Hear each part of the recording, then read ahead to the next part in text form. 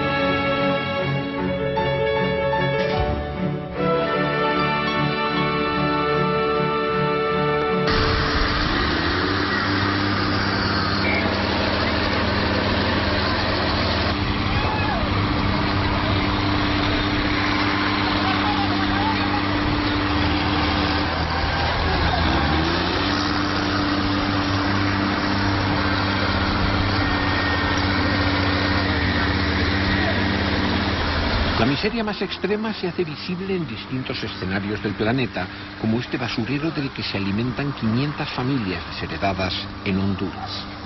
Son visiones obscenas y repetidas de un mundo que durante los últimos 20 años ha cambiado de forma vertiginosa. Al cabo de más de 4 décadas de Guerra Fría, el combate entre las utopías capitalista y comunista se saldó con el desmoronamiento del bloque socialista, y la confrontación político-militar entre el este y el oeste era reemplazada por una profunda división económica entre el norte y el sur. Desde la caída del muro de Berlín, las fronteras internacionales ya no separan a sistemas políticos o modelos sociales opuestos, sino a naciones enriquecidas y pueblos empobrecidos. El actual telón de acero está en las barreras que contienen a los inmigrantes como infranqueables puertas de un norte opulento gracias a la explotación del sur. Un nuevo orden mundial, tan rígido como el anterior, se ha establecido bajo el control de todopoderosos grupos multinacionales de capital. Un sistema universal de poder con el credo del neoliberalismo como ideología que ha encontrado su principal enemigo en una devastadora violencia terrorista. Un modelo extremadamente injusto, en el que desaparecen los viejos sueños políticos y cuyo análisis resulta urgente.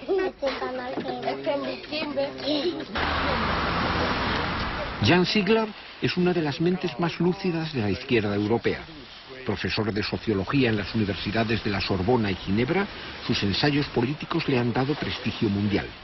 Desde hace años, sus análisis radicales resuenan en el seno de la Segunda Internacional y sus informes como relator de Naciones Unidas constituyen inapelables actas de acusación sobre la injusta distribución de la riqueza. Eduardo Galeano es uno de los intelectuales más respetados de la izquierda latinoamericana. Un valiente ejercicio periodístico de clara oposición a la barbarie militar en el Cono Sur le forzó al exilio. Su insobornable compromiso ético, que se manifiesta en toda su obra por medio de una exquisita ironía poética, ha cimentado el reconocimiento internacional de su figura literaria.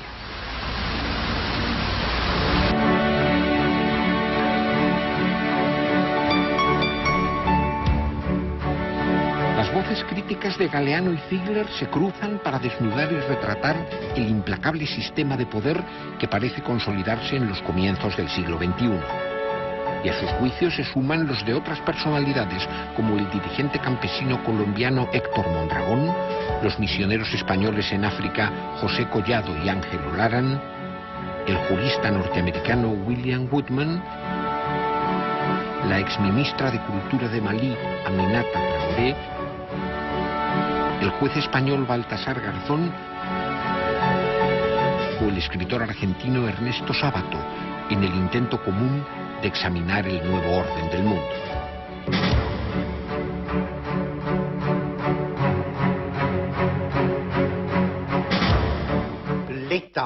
El Estado tal y como lo conocemos, el Estado nacional que surgió de la Revolución Francesa del siglo XVIII, de la unificación de los distintos países europeos, es un Estado territorial.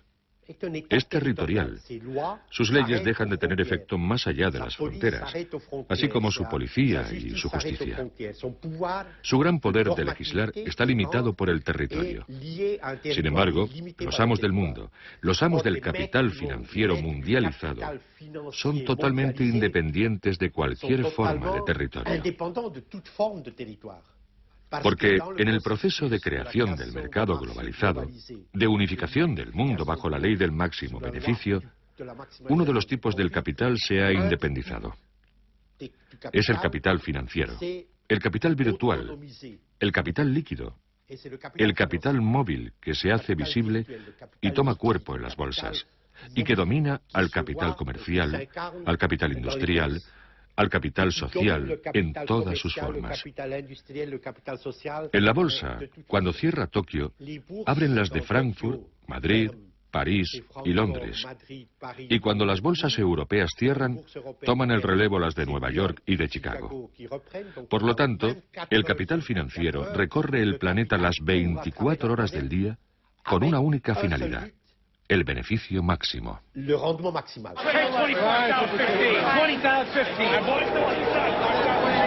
En Estados Unidos vemos que los mismos ejecutivos que son de las mesas de directores del grupo Citibank, que son la Chevron, que es la Monsanto, que pertenece a ese mismo grupo, que es la General Dynamics, que es la de Roosevelt, que es la Halliburton, que es la del vicepresidente Cheney, es decir, los mismos que han sido presidentes, gerentes o miembros de las mesas de directores son hoy el staff del gobierno de los Estados Unidos.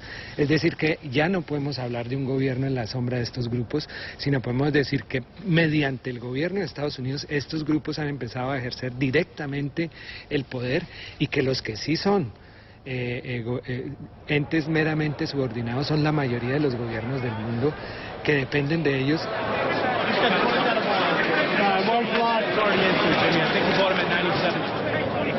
La globalización es una inmensa mentira.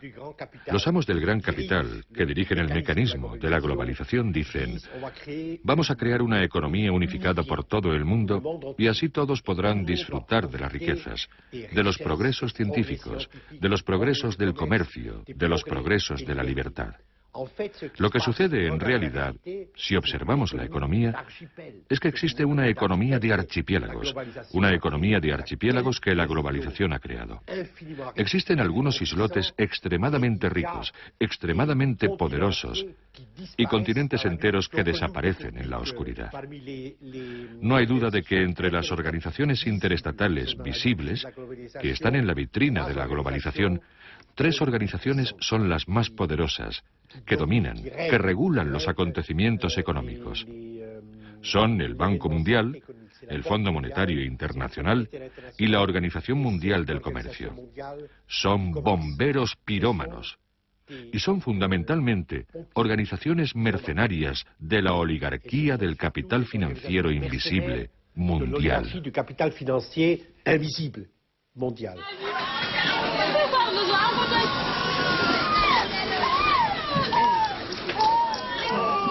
La política del Fondo Monetario Internacional como la del Banco Mundial yo no la veo clara por ningún sitio porque no se ven los beneficios. Yo aquí en 30 y tantos años pues veo que la pobreza va aumentando. Los ricos del país cada vez son más ricos, pero los pobres son cada vez más pobres. La agricultura va para abajo, la ganadería va para abajo, todo va para abajo. Si hubieran efectos saludables para toda esta gente, se verían. Yo no los veo por ningún sitio. Es la mundialización de la pobreza, ¿no?, de la riqueza. Yo no creo que se pueda luchar contra la pobreza ni crear, como se llama aquí, una estrategia de lucha contra la pobreza sin luchar contra la riqueza y sin luchar contra los ricos mismos. ¿Por qué? Los ricos son cada vez más ricos y los pobres son cada vez más pobres.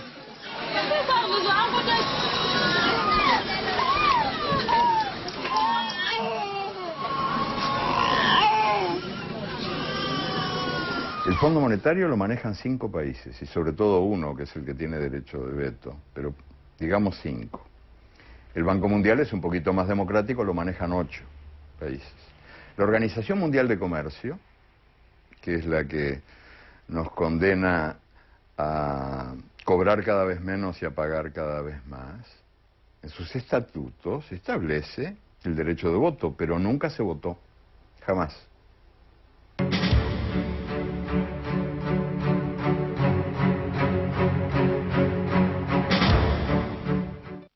El capitalismo de hoy en día, tal y como se ha desarrollado a lo largo del planeta, como el mercado mundial unificado como instancia única, con esa mano invisible que decide quién muere y quién vive en este planeta, es en realidad un killer capitalismus, un término alemán que los economistas marxistas alemanes inventaron.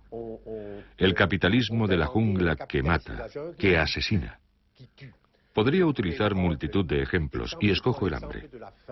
Todos los días en este planeta, según la FAO, 100.000 personas mueren de hambre o a causa de sus consecuencias inmediatas. El año pasado, cada 5 segundos, un niño de menos de 10 años moría de hambre. Y el año pasado también, 856 millones de personas, una de cada 6, ha permanecido malnutrida de forma grave y permanente.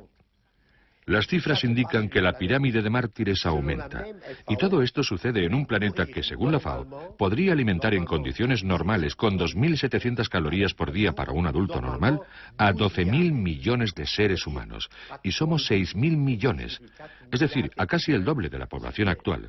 O sea que en esta matanza cotidiana del hambre no hay fatalidad alguna.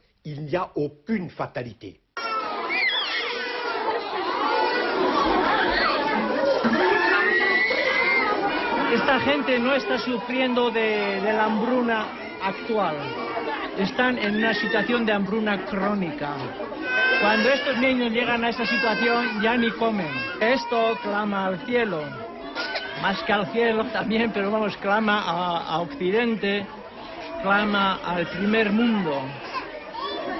Es incomprensible, es impensable, es absurdo, es injusto, con los apelativos que quiera, que el primer mundo esté exigiendo al mundo de aquí, al mundo africano, que paguen las deudas de un capital que han sido ya pagadas, que esto está suponiendo quitar esta comida a estos niños.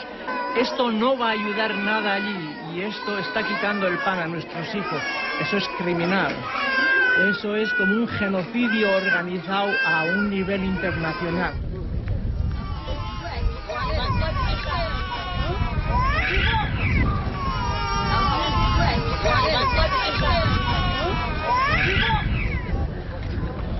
Hasta hace 30 años, 40 años,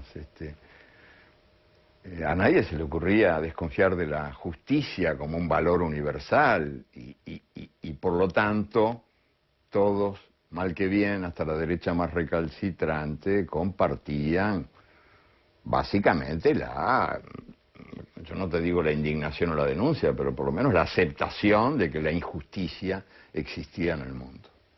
Y ahora que estamos gobernados por esta dictadura invisible de los grandes señores de las finanzas y de la guerra,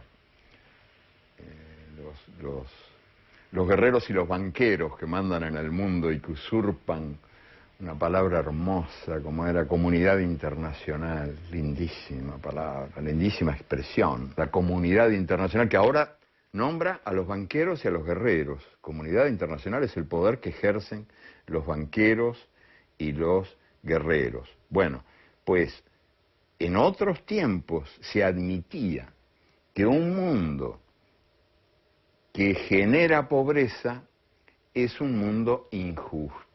O sea que la pobreza es hija de la injusticia. Hoy por hoy es cada vez más raro escucharlo, porque resulta que la injusticia ha dejado de existir.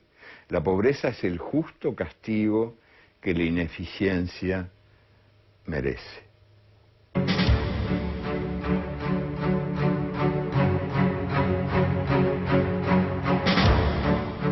Yo no sé si en otras civilizaciones, en otras etapas de la historia humana, la gente ha estado tan presa del miedo como vivimos nosotros ahora. Tenemos miedo de todo el tiempo. No se puede hacer nada, es un gas paralizante el miedo.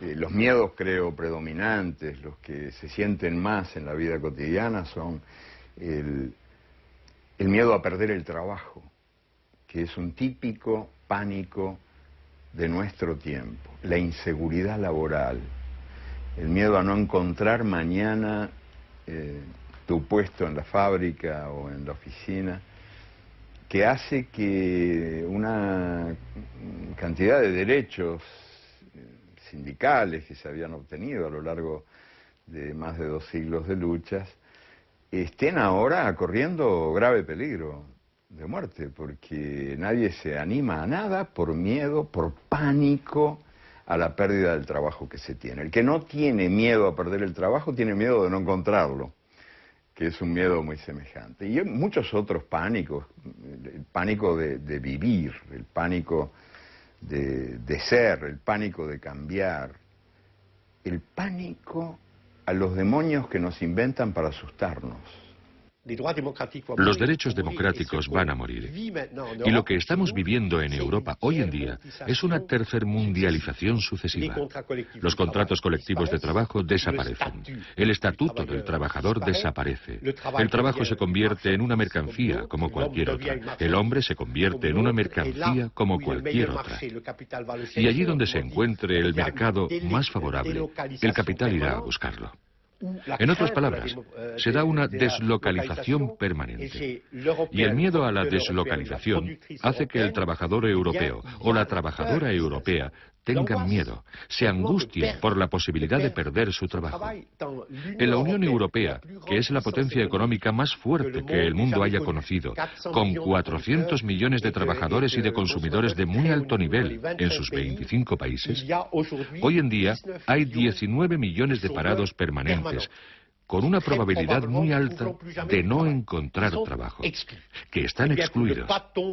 Así, para no caer en la marginalidad, prácticamente todos los trabajadores, desde el director general hasta el conserje, interiorizan el miedo, se someten voluntariamente, ya que no tienen garantías sociales.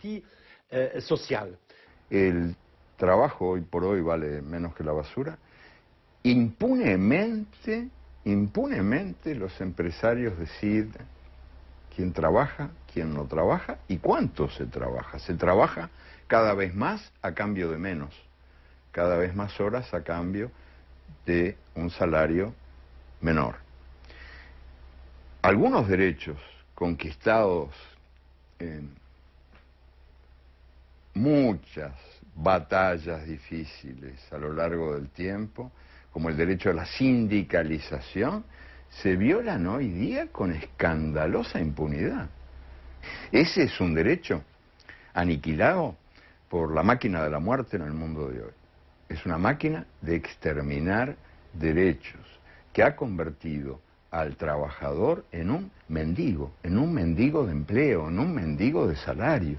El año pasado, las 500 sociedades multinacionales mayores del mundo, las 500 más grandes, controlaron el 52% del Producto Mundial Bruto. Es decir, de todas las riquezas en mercancías, capital, patentes, servicios producidos en el planeta. Un monopolio. Un poder como no había existido antes en el mundo. Y los hombres que forman parte de esa oligarquía transcontinental actúan exclusivamente según los principios de maximalización del beneficio. Lo que hay que romper es esta violencia estructural. Los jefes de las multinacionales son en realidad señores de la guerra, que están en batalla permanente para lograr aún más beneficios y aún más cuota de mercado. Y los que pagan los gastos son los pueblos.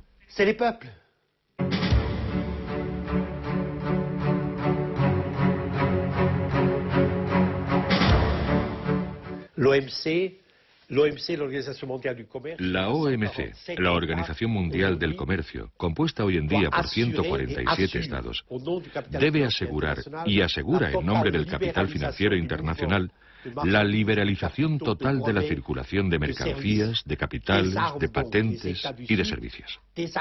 Desarma, por lo tanto, a los estados del sur frente al capital multinacional. Lo que liberaliza son las mercancías, las patentes, los capitales, nunca las personas. Las personas no aparecen en el proyecto de la Organización Mundial del Comercio. Se las margina. Son arrojadas contra el alambre de espino de Ceuta y mueren en el estrecho de Gibraltar. Los hombres se reducen a un problema menor, totalmente apartado de la liberalización mundial.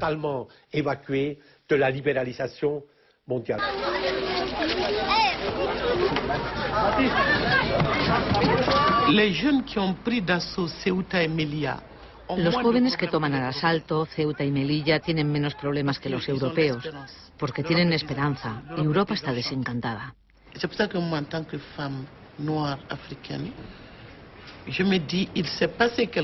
En tanto que mujer, que negra, que africana, me digo que está pasando algo en esos dos enclaves, algo que sobrepasa a África y Europa.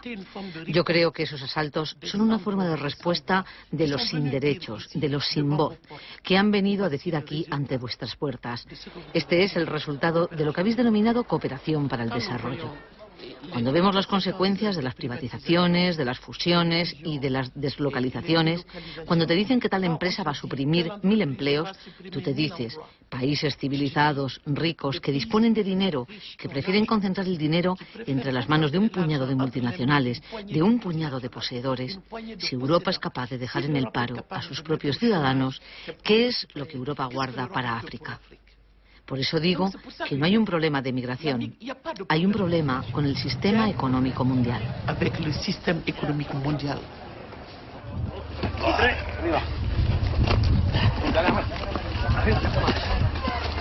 Libre circulación de las personas. Qué broma de mal gusto en un mundo donde hay millones y millones de migrantes, de expulsados por las sequías, por esas catástrofes llamadas naturales, que de naturales no tienen nada, o por las dictaduras, o por las guerras, que deambulan buscando casa y se encuentran con que les cierran la puerta en las narices. Esta invasión de los invadidos, gente que del sur marcha hacia el norte que tantas veces invadió el sur en las guerras coloniales y en las guerras que eran coloniales pero no decían que eran. Esta invasión de los invadidos, que es probablemente el drama más importante del mundo de hoy, del mundo de nuestros días. Estos gentíos que deambulan buscando esta peregrinación inútil, este éxodo trágico de gentes que aspiran a ser tratadas como se trata al dinero. Para el dinero no hay fronteras, no hay ningún problema. Y para los migrantes, para el éxodo de los desamparados, de los brazos que buscan trabajo y destino, hay muros, tremendos muros, para que los privilegiados puedan seguir siendo la minoría que manda y los demás se resignen a ser la mayoría que obedece.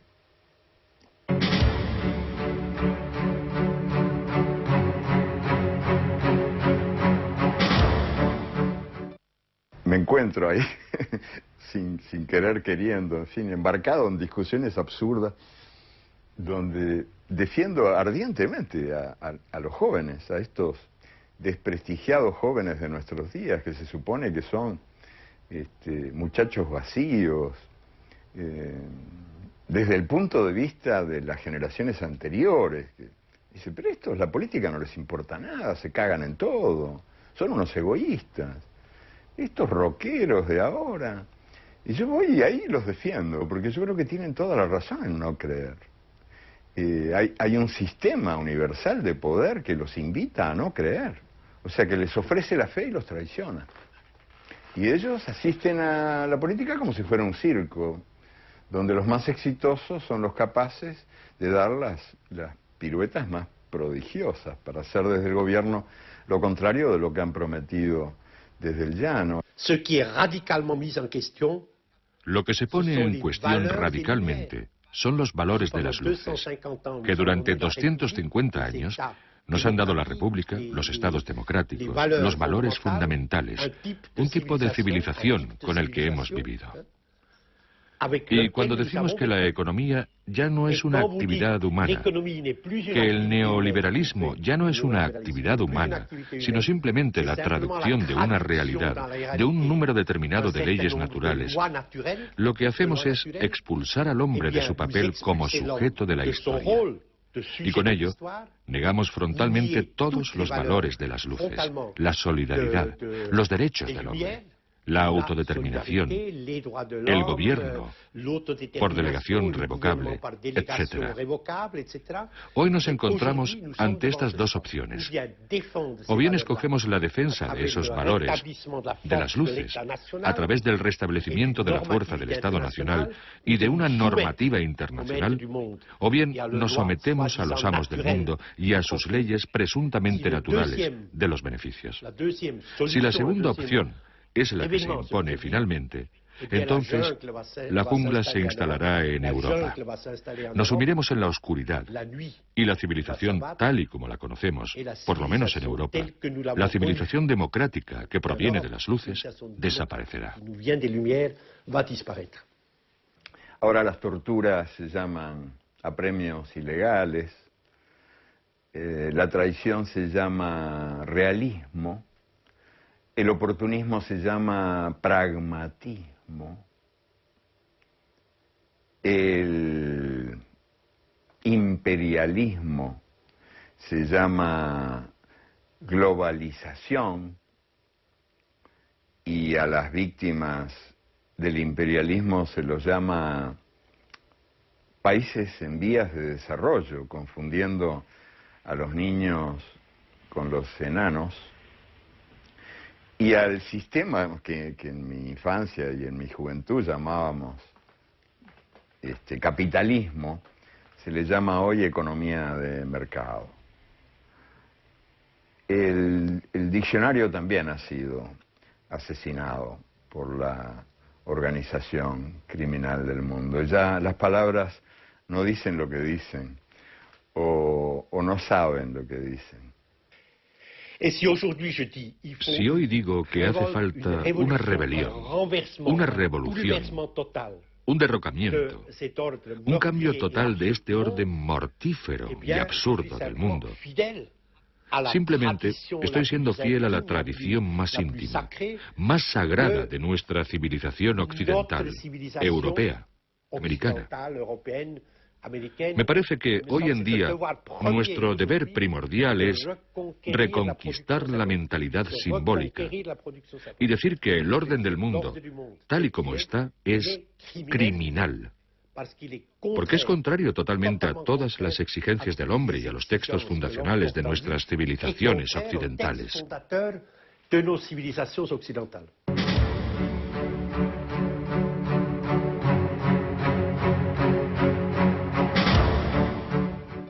Bin Laden es el demonio profesional más exitoso y el que mejor cumple sus funciones, pero no es el único. Siempre hay algún satán a mano para decirnos: la humanidad corre peligro, este es el último día del mundo. Y muchísima gente se hace eco de esas voces del miedo que imponen una dictadura invisible y paralizante que es enemiga de la dignidad humana, porque los que estamos, todos estamos enjaulados por el miedo, ya no somos libres. Y los que no somos libres, no podemos ser dignos.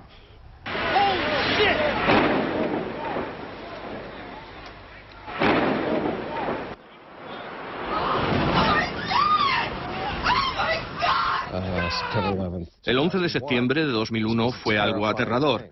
El terror, el miedo, son herramientas importantes para aquellos que quieren reducir las libertades civiles. Y fue utilizada de modo muy oportunista por el gobierno de Bush, por su fiscal general y por su secretario de Defensa como forma de atemorizar a las gentes y decirles: ahora es el momento de retroceder en esos derechos que habíais asumido durante tanto tiempo. El presidente tiene asesores que le escriben memorándums donde dicen: la tortura está bien porque estamos en una guerra diferente. A todas esas personas desaparecidas, a la gente que está en agujeros negros, nosotros les llamamos presos fantasmas. Probablemente algunos serán torturados, algunos serán asesinados, y eso es algo que la gente da por sentado, lo dan por válido, porque esta gente son terroristas, son árabes, son musulmanes, son otros, no son nosotros, como algunos norteamericanos podrían decir.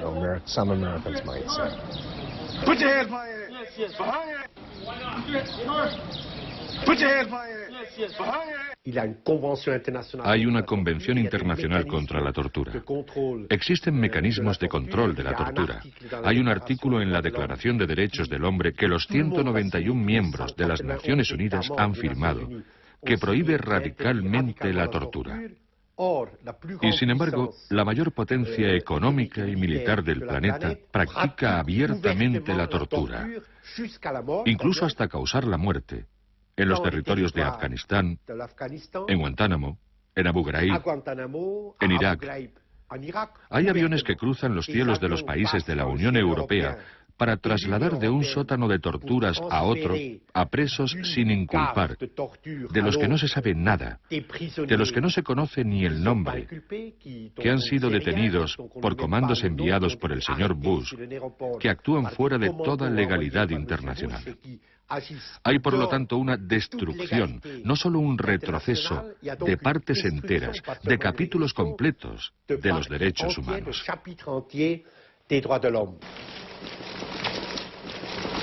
No tenemos ningún indicio de que ha habido ejecuciones extrajudiciales, pero es que no hay información. Entonces no tenemos indicios, pero no es posible saber en ese momento. Human Rights Watch cree que se puede hablar de desaparecidos, porque hay personas, por ejemplo, que han sido detenidos durante más de 3 años y no hay ninguna información sobre su estado de salud, sobre el lugar de detención. ¿Cómo es posible que se haya llegado a eso? Bueno, pues porque eso es imprescindible para que todas las personitas que integramos esta cosa que, en fin, que llamamos humanidad, aprendamos de una buena vez que nos puede ocurrir a nosotros también, que a cualquiera le puede ocurrir.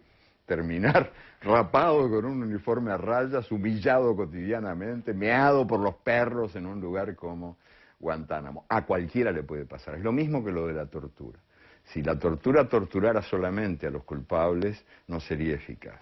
Si estuvieran en Guantánamo presos nada más que los culpables de actos terroristas, Guantánamo no serviría para nada.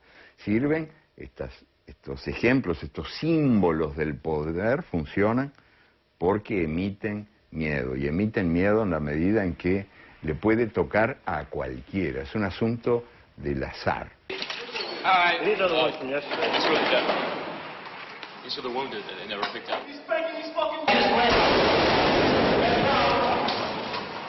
Lo que sucede es que son auténticos crímenes de guerra, si no incluso pueden llegar a ostentar la categoría de crimen de lesa humanidad. Y ahí está la normativa internacional, está clarísimo, y el poder sobre el sometido es absoluto, y por tanto algún día eso tendrá que investigarse seriamente y sancionarse. No sé si alguna vez lo harán los tribunales militares norteamericanos o civiles o alguna instancia internacional, pero tendrá que hacerse. Hey, we got a friendly coming down. Hacía mucho tiempo que la tortura se practicaba, pero no se predicaba. O sea, no se decía. Pero ahora se proclama a los cuatro vientos que la tortura es una maravilla. Y además se lo dice a partir del supuesto falso de que el torturado dice la verdad. Y no es verdad que el torturado diga la verdad. El torturado canta mejor que Gardel, dice cualquier cosa. Todo torturado se convierte en novelista en el acto, y en un gran novelista. No se tortura para obtener información, eso es falso. Se tortura para sembrar el miedo. Y en eso sí que hay que reconocer que la tortura es eficaz. Y por eso es que ahora la tortura es objeto de publicidad incesante. Porque la máquina del miedo, la máquina de sembrar el miedo, utiliza la tortura para prevenir el delito de la dignidad.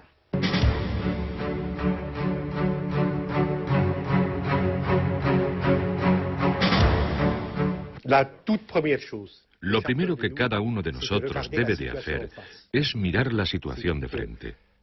Y no considerar como normal y natural la destrucción, por ejemplo, de 36 millones de personas el año pasado por culpa del hambre y de la desnutrición.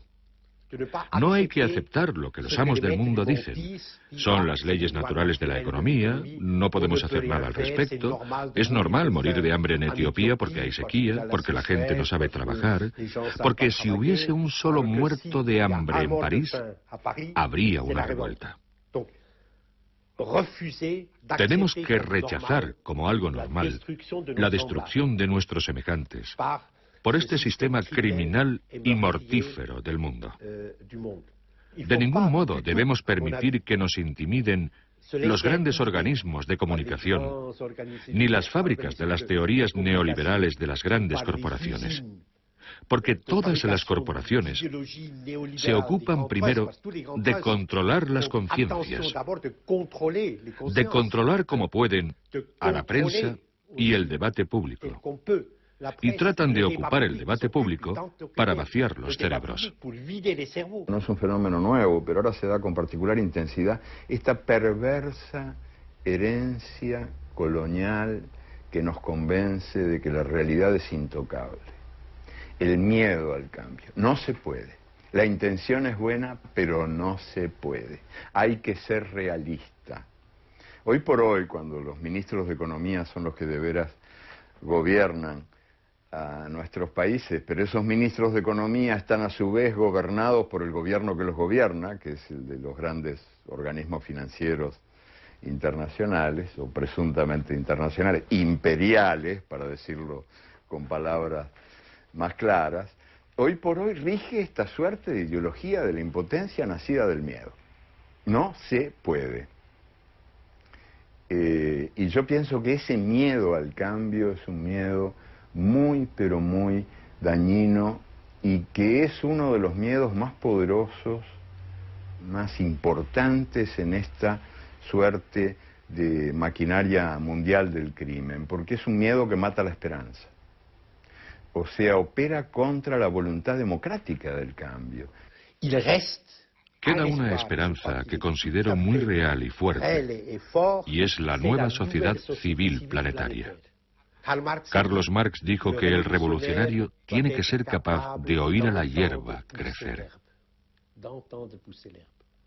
En la decadencia del Estado Nacional, de los partidos políticos, de los sindicatos, ante el crecimiento de la impotencia de estas organizaciones, que por otro lado son totalmente respetables, está el imperativo moral que se encuentra dentro de cada uno de nosotros y que hace que en la situación en la que estamos, frente a ese capitalismo asesino, en un mundo asesino, en el sur y en el norte, las personas se unan.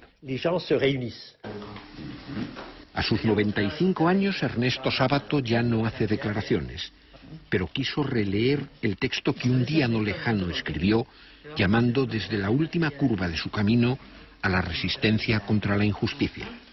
Y las palabras eternas de la ética brotaron con su voz como respuesta individual ante un mundo despiadado. Creo que hay que resistir. Este ha sido mi lema. Pero hoy, cuántas veces me he preguntado cómo encarnar esta palabra, cómo vivir la resistencia. En un tiempo, el surrealismo fue para mí una manera de la resistencia, como lo había sido el anarquismo y mi militancia en la izquierda.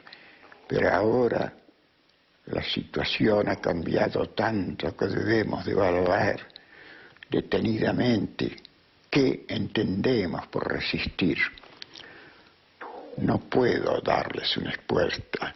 Si la supiera saldría como esos creyentes delirantes, quizá los únicos que en verdad creen, a proclamarlo en las esquinas con la urgencia que nos han de dar los pocos metros que nos separan de las catástrofes. Pero no, incluyo es que algo menos formidable, algo más silencioso, algo que corresponde a la noche que vivimos apenas una vela, algo como lo que es esperar. Go, go, go, go, go.